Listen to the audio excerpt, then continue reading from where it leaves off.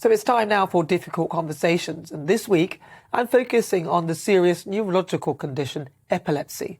Around 600,000 people in the UK suffer with the condition, and that's around 1 in every 100 people. And it can cause severe seizures, which can lead to serious health complications and are often triggered without warning. But despite the condition affecting so many people across the UK, a recent study shows that over half of the people with it say the public don't know enough about its impact and they wish that there was more awareness.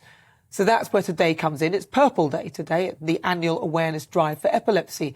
And my guest is doing everything to make sure she can help people with awareness for the condition and show them how it affects her. Torie Robinson has had epilepsy since she was a child and had suffered a number of seizures.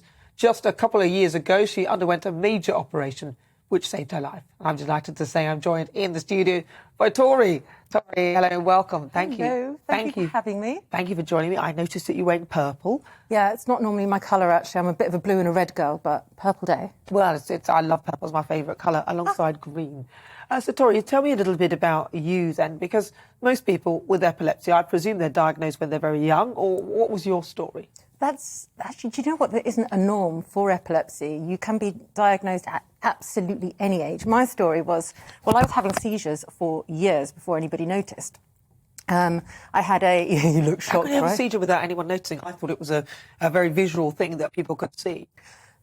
It can be, but there are over 60 different types of epileptic seizure.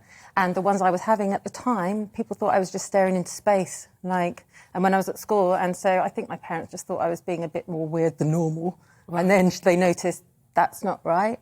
And then they took me to the doc, who referred me to the neurologist.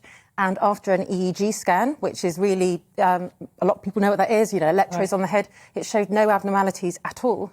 That's really common, but I was still diagnosed with epilepsy. Really?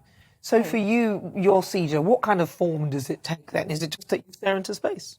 Well, sometimes there is such irregularity with my epilepsy specifically and many other people's. If I'm having a seizure, it depends if I have solely one that starts in the left side of my brain, and I might stare into space, or I might start shaking if it gets worse, and then if it travels to the rest of my brain, that will be the stereotypical one, which we call a tonic-clonic seizure, and I lose consciousness. But since I've had my brain surgery, which was actually in 2013, things have been heaps better. Wow. So on average then, how many kind of seizures were you having? Was it a daily thing or was it a weekly thing? For myself, it was hard to count because I was so not with it, but they were increasing in frequency. So I might have 3, 6 a month, then not have it for a month. And the older I got, the worse it became, unfortunately. But that is not always the case. Lots of people grow out of it if they have them in childhood.